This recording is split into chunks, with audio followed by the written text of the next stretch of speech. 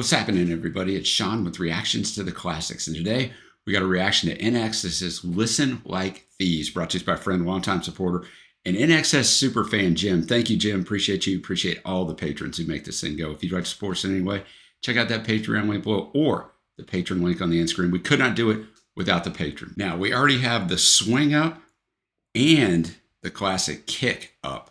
That's one of the first full album reactions we did. So go check those out after this. Just type in INXS in the bar above. So Jim says, the first album I ever purchased with my own money, if I remember correctly, is $12 on cassette. That sounds about right.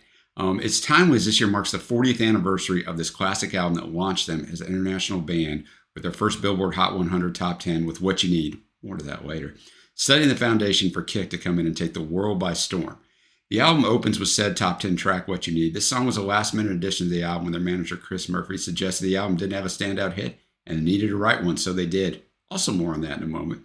The whole album is the one INXS album that sounds most like what Aussies describe as pub rock. I don't believe there's a bad song on this album. Even Three Sisters, a short 2-minute or so instrumental, is interesting enough to keep your attention and does successfully recreate the sound of the Australian bush the title suggests. The Three Sisters is a rock formation in the Blue Mountains to the west of Sydney. Though the most pub rock sounding album, it still has funk and new wave infused throughout. I like every track as I've said. However, standout tracks for Jim are What You Need, of course, he says, Shine Like It Does, Kiss the Dirt, Falling Down the Mountain, and This Time. All right, so we heard what Jim had to say. Now I got a little bit of quick facts for you, but not much. It's their fifth studio album released in October of 1985. Spent 2 weeks at #1 on the Australian charts and considered the international breakthrough for the band. Went to 11 in the US, so they were right there, right on that top 10. 24 in Canada, 4 in New Zealand, and 48 in the UK, which is a theme you'll see on these singles, not as big in the UK at this point in time. It marks the beginning of the group's off and on alliance with producer Chris Thomas. Now he also does go on to produce Kick, their next album. Their previous album, The Swing, in April of '84, had local chart success, peaking at #1 in Australia and 6 in New Zealand. Went to 52 in the US, 27 in Canada, so not bad. But on this album, they knew they were building momentum on every album. They wanted to take that next step. After recording their last album in New York and Oxfordshire, they returned to Sydney, producing at Rhinoceros Studios. It was recorded over a 3-month period. Now, that producer, Chris Thomas, said, to me, The Swing had nothing to do with what the band was doing live, that previous album, which was produced by Nile Rodgers, by the way. That album doesn't sound like a rock and roll show at all. The gig I saw at Hollywood Bowl was a dangerous concert. Grown women were throwing themselves at the stage. I hadn't seen a gig that exciting or a band having that kind of effect on people in years, he said. Now, Thomas studied under George Martin during the Beatles years, even contributing keyboards to the White Album. He had a hand in mixing The Dark Side of the Moon from Pink Floyd, produced albums for Brian Eno and Roxy Music, and he did produce the Sex Pistols' Nevermind the Bollocks, which I have up as a full album reaction. It was a Patreon exclusive for a while, and The Pretenders of Learning to Crawl. So this guy had some definite credentials behind him. If you haven't been with us before, the music won't be in the video, but it will be at the Vimeo link below. I'm just showing you the Vimeo here. Don't click on that. It won't do anything. Vimeo link below. Click on that. Follow on with the music. Let's get after it. With the track that Jim already mentioned, What You Need, lead single in Australia and New Zealand, while in the US and Europe, it was the second single, which is a big misstep, but after This Time, and was the band's first American top 10 hit. It went all the way to #5. Went to 2 in Australia, 21 in Canada, 51 in the UK.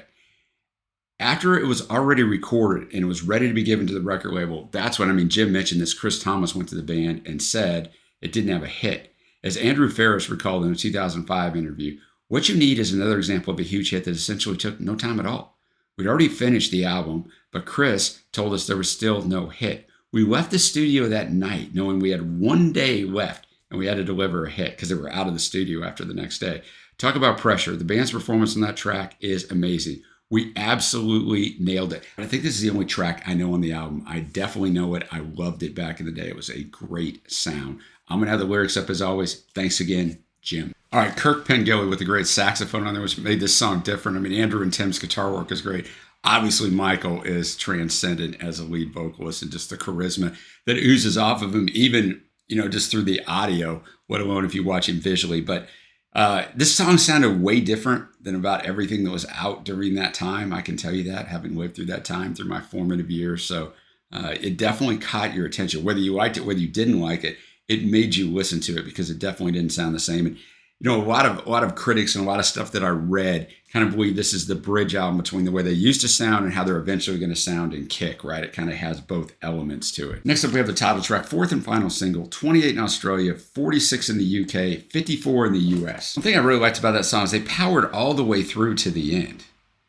The instrumentation was just fantastic. The arrangement, it just has a different sound. I'm telling you, I know I just said that on What You Need, but this as well, it's just a unique sound, especially for that time. But I think it's also timeless because I think a lot of stuff in the 80s, it definitely sounds dated. I don't like a lot of the 80s music that I grew up with. I can't stand a lot of the 80s music that I grew up with. It was popular music then, but this has a great sound to it that sounds fresh right now when I'm filming this in March of 2025. The bass work by one of the greatest musician names ever, Gary Beers, is really good on this. The guitar work as well, but the bass work stands out. It was definitely highlighted. And even if it's not going to turn out to be the best track on this album, it's a great name for an album. Next up, we have Kiss the Dirt, in parentheses, Falling Down the Mountain. It was the third single, 15 in Australia, became in the band's 10th top 20 hit in their home country.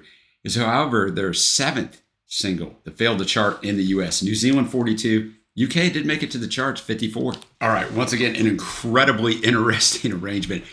A little synth on there, I think, is what was on there like early on. Gave it that weird little effect at the end of almost every line of a verse. I actually didn't like that part of it very much, but I wonder if it would grow on me. But the longer this song went on, the more it grew on me. I thought it was really good, but it's very, very diverse arrangement-wise. They're not sticking to some sort of formula here. I mean, I guess that is their formula, but not the way most people would arrange songs, and I like it. Next up, we got Shine Like It Does. All right, Shine Like It Does. A more restrained arrangement and a more restrained vocal performance from Michael. I think he sounds great. I mean, he sounds great on the other ones as well, but this song definitely takes a little turn. I think that's good, to vary up the album a little bit.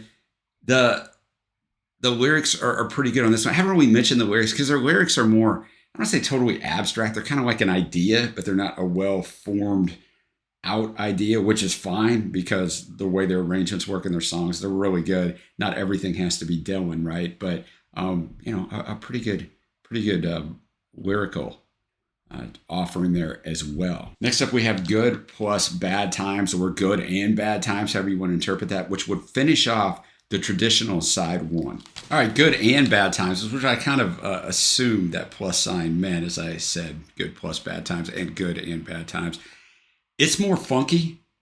Jim mentioned at the start, there's still some funk in here. Definitely more funky. The bass work of Gary Beers. You got to say Gary's whole name, right? I could just say Gary, but it's cooler to say Gary Beers.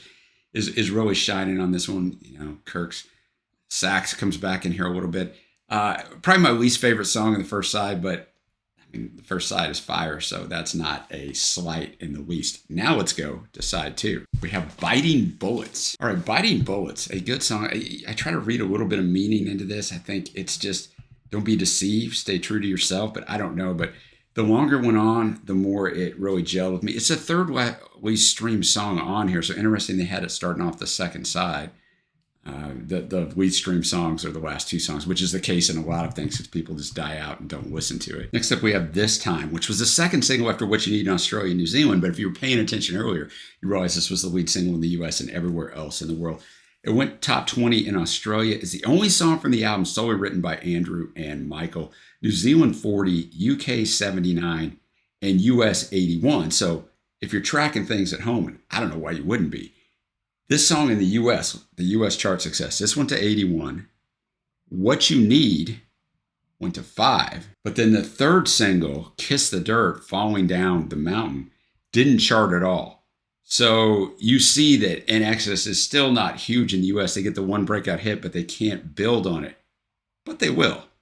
They will when Kick comes along in a major way. But it's a band on the ascension.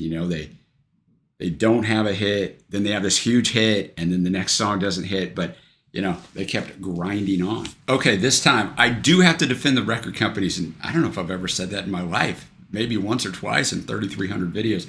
This song is really good. So I could see why it was chosen as the lead single in the US. It's a much more commercial sound than What You Need, And Michael sounds fantastic. It's a traditional arrangement. The song actually, is a fully developed lyrical presentation, basically just telling her this is time's the last time. We're going to get into this. It's going to be smooth sailing from here on in. But this song is really good, like really, really good. Next up, we have that little, not even 2.5 minute instrumental that Jim mentioned at the start, Three Sisters. All right, Three Sisters, as Jim said at the start, it's a rock formation in the Blue Mountains to the west of Sydney. It's supposed to recreate the sound of the Australian bush. Jim thought it did a really good job of that. And this is not coming against Jim. Jim's going to understand this because he lives in Australia. I don't. But I think this song is a gigantic misstep in this album. I think probably why they did it, this album's 11 songs, 37 minutes. This is 2:23. So it'd be under 35 minutes. It'd be 10 songs under 35 minutes. And there was probably, record companies get weird and produce, like, we don't want it under 35 minutes because then they're going to, the consumer's going to think they're not getting their money. I don't know. That's the only reason why I could believe that this song is on here. But the problem is you're building off This Time, which is such a fantastic song. And I'm trying to decide if it's better than What You Need, which I know seems sacrilegious. And then you go to this, right? This should have at least been maybe the next to the last song. I don't know the sequencing. I guess you don't want it to be the last song because you want to be the last thing that people remember. But this song just shouldn't be on here. It doesn't fit on an INXS album. I'm not going to downgrade the guys over it, but let's go on. We got 3 songs left. We got by far the longest song on here, almost 5 minutes long. We got Same Direction. Same Direction, a song about we're all kind of all in this together. We kind of all got to come to a common understanding. That's what I kind of took out of that, which is a good message, whether it was then in the 80s or definitely right now when I'm filming this in 2025. More of an INXS quote type sound, I think, more of a What You Need type sound. I mean, not exactly, obviously, but still very smooth delivery. Starts out with the chorus, very smooth delivery by Michael. So you have this, thing that's pleasing to the ears, but rhythmically and arrangement wise, it's a disjointed is the best way I put it, uneven INXS sound that makes them so unique. All right, now we got one. It says ×1. So I guess it's going to be 1 × 1 or 1 by 1, I would imagine. I haven't looked at the lyrics yet. I never cheat. All right, 1 by 1. Just a fun song. All right, Kirk's banging out the brass on that, but just a really fun song saying, a love song in an INXS kind of way, but very catchy and just kind of gets you going, man. All right, let's finish this thing off with Red, Red Sun. All right, Red, Red Sun. Well done song. I thought the arrangement was well done. I thought these last 2 songs pump things up. Even though, it's not a very long album. I told you earlier it's 37 minutes. It's 11 songs, and as that happens, your arrangement, your sequencing of the songs is kind of important because you don't want it to just kind of flatten out. I thought they did a really good job of pumping things up here. Michael sounds good on this.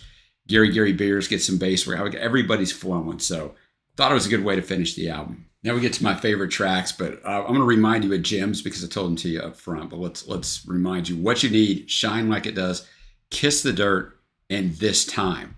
Mine are going to look very similar. Honorable mentions: Listen Like Thieves. I thought that song was really good. Kiss the Dirt and Shine Like It Does. My faves are going to be What You Need and, of course, This Time, which I'm not saying that's better than What You Need. I just know What You Need really well. It's the first time I heard This Time. What I'm going to do literally after I'm done hitting stop on this recording is I'm going to go listen to This Time again. So that's how much I like that song. Now let's get to the overall score. Look, this album is tremendously well done. Obviously, Kick is a masterpiece, but this is not far behind.